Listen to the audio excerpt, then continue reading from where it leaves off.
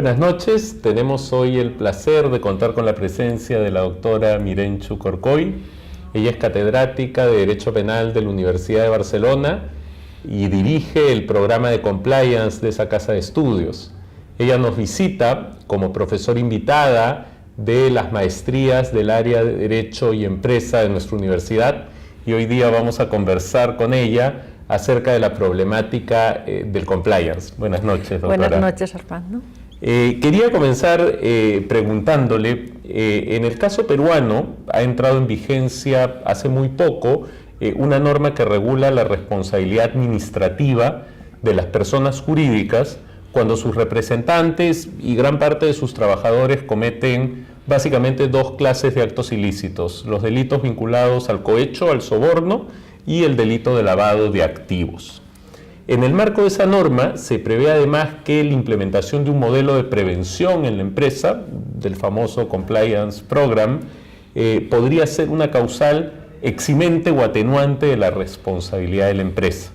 Sabemos que en España ya existen varios años de experiencia en esta materia, con una regulación que tiene elementos bastante similares, y queríamos preguntarle por esa experiencia y cuál es la implicancia que tiene este tipo de normas, sobre todo para la actividad de la empresa. Bueno, pues a ver, en España hace exactamente desde el año 2010, aunque luego se ha implementado más en 2015, pero yo creo que es interesante hacer referencia a que en Italia, porque España copió a Italia y Perú ha copiado a España y a Italia, por tanto, en Italia llevan desde 2001, con lo cual la experiencia casi la italiana es la que más podemos analizar, a ver en qué medida ha funcionado. Y además es curioso porque la normativa italiana también habla de responsabilidad administrativa de las personas jurídicas, igual que en Perú, y sin embargo la doctrina absolutamente no mayoritaria, sino toda la doctrina y la jurisprudencia italiana consideran que es penal, porque se dilucida en un proceso penal, tiene características penales, etcétera. Yo creo que en Perú va a pasar lo mismo, es decir, se habla administrativo, pero es como una calificación y se entiende como responsabilidad penal de las personas jurídicas. Y el programa de cumplimiento, el compliance, independientemente que por la experiencia no está eximiendo de responsabilidad penal, lo cierto es que se está convirtiendo en algo absolutamente indispensable para el funcionamiento de una empresa. Se entiende también que es necesario no solo para eximir la responsabilidad, sino, por ejemplo, para contratar con determinados estados, acceder a determinado tipo de financiamiento. Exacto, exacto. Es por eso que, aunque realmente la experiencia en Italia, sobre todo digo porque es donde llevan más años más tiempo con esto, porque en España, pues claro, 2010, bueno, tenemos ya experiencia de que no ha eximido, pero en Italia mucho más. Pero es absolutamente indispensable para contratar con terceros, es decir, si no, no hay posibilidad. Todas los grandes multinacionales exigen que haya un compliance para contratar, las empresas públicas exigen compliance para contratar, para las subvenciones, como decías, es decir, que se ha convertido en algo absolutamente indispensable, sobre todo en la mediana y gran empresa. La pequeña empresa, bueno, pues se necesita, pero se requieren menos elementos para que exista un programa de cumplimiento. En el caso peruano, un elemento que llama la atención en la regulación es el rol que juega una entidad del Poder Ejecutivo, que es la Superintendencia del Mercado de Valores. Esta entidad va a ser, según la norma, la encargada de verificar que el modelo de prevención de la empresa ha cumplido con sus requisitos mínimos. Y el informe que emita esta superintendencia entendemos que va a tener de alguna manera un carácter vinculante frente a lo que el fiscal decide en un caso penal contra la empresa. ¿Qué le parece este tipo de regulación? Bueno, me parece bastante sorprendente, porque la superintendencia, por lo que sé, es muy parecido a la Comisión Nacional del Mercado de Valores en España o en otros países con distinta terminología. Y son instituciones de control que pertenecen al gobierno, es decir, al poder gubernativo.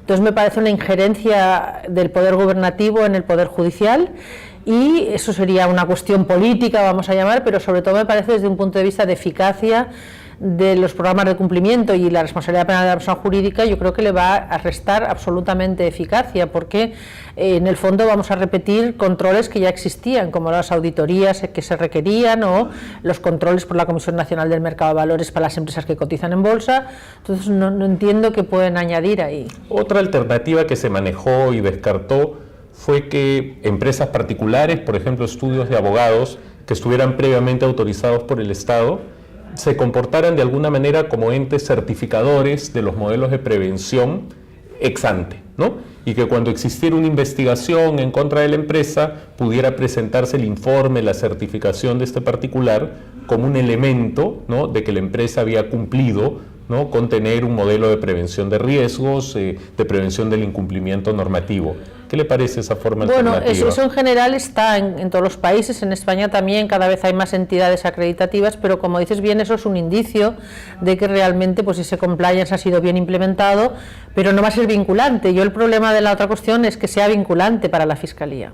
Claro, finalmente es la Fiscalía quien tomará la decisión. Sí, será un indicio, será una prueba, será una pericial, como ahora previamente podía ser una auditoría, ¿no? Realmente no será otra cosa que eso. La implementación de estos modelos de prevención, bueno, implica cumplir con una serie de requisitos mínimos, ¿no? Establecer un canal de denuncias, tener un sistema de investigaciones internas, capacitar al personal y evidentemente previamente haber hecho un análisis y evaluación de los riesgos de la empresa. ¿Cuál es el rol que juega la gerencia legal, el área legal, el asesor legal de la empresa en este proceso de implementación del modelo de prevención? A ver, depende de la magnitud de la empresa, es decir, una empresa que tenga un área legal, bueno, pues esa área legal puede hacerse en gran medida, puede ser responsable de la implementación de este compliance, o por lo menos de la creación, o por lo menos conjuntamente con alguna persona especializada en compliance. Pero, a ver, lo habitual, por lo que yo conozco en España, es que sean despachos de abogados o auditoras quienes realicen este mapa de riesgos y esta implementación de todos los protocolos, canal de denuncia, reglamento interno, investigaciones, etcétera. Esto implicará entonces la intervención no solo de abogados, sino de otros profesionales. Claro, también auditores y también especialistas en investigaciones también, porque la investigación es otro de los aspectos esenciales. Con relación al canal de denuncias, ¿no?, se plantea una discusión en torno a su eficacia y en torno también a la protección de datos personales que estaría inmersa en su aplicación. No sé qué valoración le merece. Bueno, es uno de los temas muy conflictivos. Eso está llevando a que en la mayoría de casos los canales de denuncia se lleven externamente, porque se entiende que eso asegura más la confidencialidad, porque solamente se dará a conocer cuando se vea una cierta seriedad. Eso por un lado, y por otro lado la Fiscalía General del Estado en España, porque se discutía si tenían que ser denuncias anónimas o solo confidenciales, y ya ha dicho que tienen que ser confidenciales pero no anónimas, porque si no, no van a tener virtualidad, no van a tener ninguna eficacia. Efectivamente, un tema que interesa mucho a los que de alguna manera se desempeñan en torno a la actividad de la empresa y a muchos alumnos de la maestría es el de la responsabilidad del oficial de cumplimiento, ¿no? ¿Qué impacto puede tener esta nueva normativa en su responsabilidad? En el caso peruano existe la figura del oficial de cumplimiento hace varios años para el tema de lavado de activos en sujetos obligados, que son básicamente empresas vinculadas al sistema financiero. Hoy, con la nueva normativa sobre compliance, esta figura del oficial o del gerente de cumplimiento se extiende en general a todas las empresas y para tratar otras materias como la prevención del soborno. ¿Qué niveles de responsabilidad o qué juicio de responsabilidad podemos efectuar en torno a esta figura? Bueno, eso es largo de explicar realmente, pero bueno, básicamente y simplificando enormemente, puede ser partícipe por omisión en el hecho de otro o responsable por no haber controlado directamente, como puede transferir la responsabilidad a la empresa y responder por eso también. La elaboración de un buen modelo de prevención, el asesoramiento con evaluadores de riesgos y profesionales aptos en la materia, podría ser una forma a través de la cual tanto la gerencia legal como el oficial de cumplimiento de alguna manera protegen su rol a futuro en la empresa. Sí, yo creo que eso va a ser esencial y allí ya es esencial que haya, porque además lo exige allí expresamente incluso el Código Penal, es decir, que no solamente hay que implementar el compliance, sino que hay que modificarlo, evaluarlo periódicamente, no especifica exactamente. En las que están en el mercado de valores sí, es cada 3 meses tiene que haber informes y cada año ver si se tiene que modificar o no, pero en todo caso esa intervención de expertos anualmente o cada 2 años, eso ya habría que ver, depende del nivel de riesgo de la empresa, sí que puede dar una seguridad. Y en este punto, ¿qué rol pueden jugar las normas ISO, estas normas del soft law, que establecen algunos estándares, ¿no?, de prevención de riesgos. Bueno, son estándares, como muy bien dices, y eso, bueno, pues son también indicios, son algo en lo que enmarcar los compliance y los mínimos referentes para esto, pero la experiencia dice que hay que ser muy, no prêt-à-porter, sino alta costura, en el sentido de que cada empresa tiene sus características diferentes, no solo por el nivel de riesgos, por el tipo de riesgos, sino también por el tipo de organización, y si son filiales, depende con qué países estén contratando, etcétera, cambia muchísimo, y por tanto esas normas o esas soft law puede servir como un indicio, pero no es determinante. Finalmente, la idea sería promover la implementación de modelos de prevención que realmente analicen y ataquen los riesgos que existen en la empresa y que no sirvan simplemente de un mecanismo estratégico para evitar responsabilidad. Exacto. ¿Cómo podemos promover eso en el mercado, en las empresas?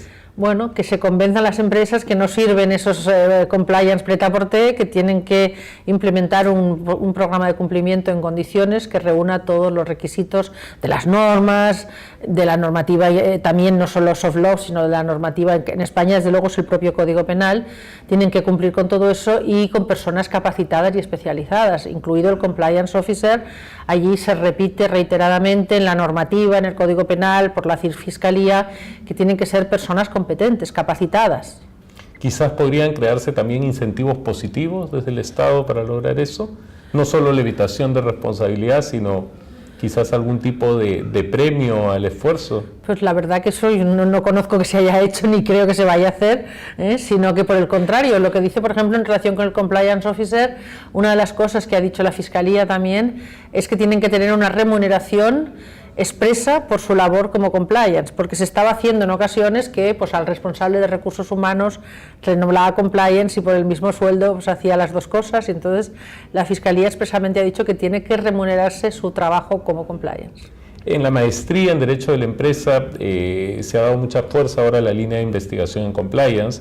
Tenemos un curso sobre esa materia y además una alianza estratégica con la Universidad de Barcelona que tiene un programa de compliance y un curso que se ofrece además para alumnos extranjeros. No sé si podría comentarnos al respecto. Sí, comenzamos hace 4 años con un curso de compliance, de formación en compliance en general, bueno, estaba pensado para personas de allí porque era los fines de semana, de todo de 5 meses, o sea que eso para extranjeros era complicado, y precisamente con la alianza con la Pontificia Universidad de Perú, el año pasado hicimos un primer curso el mes de julio de 3 semanas, del 9 al 25 de julio, todo concentrado. En este caso las horas prácticamente son las mismas, hay unas pocas menos de temas que no me parecían tan interesantes para personas extranjeras porque eran más propias de problemas específicos españoles, y ese programa pues claro es fácil de acceder en el sentido que son 3 semanas y realmente bueno son 5 horas al día durante 3 semanas, pues las horas son bastantes. Bueno, es una buena oportunidad además para nuestros alumnos que quieren seguir en la formación de esta temática del compliance. Sí, bueno, se hace con la propia facultad, profesores de la facultad, pero también con auditoras, en este caso en St. Young, y con especialistas en investigaciones internas, es decir, y en risk management. Es un curso además que se hace en el mes de julio, sí, ¿no? Y se pretende hacer todos los años. Sí, este año la idea es hacerlo del 8 al 24, el año pasado 9 al 25, este año el lunes es 8, pues del 8 al 24. Bueno, será yo creo una excelente oportunidad que esperamos aprovechen los alumnos de la maestría. Nuevamente quiero agradecerle su disposición y su visita y esta entrevista. Pues muchas gracias. Gracias.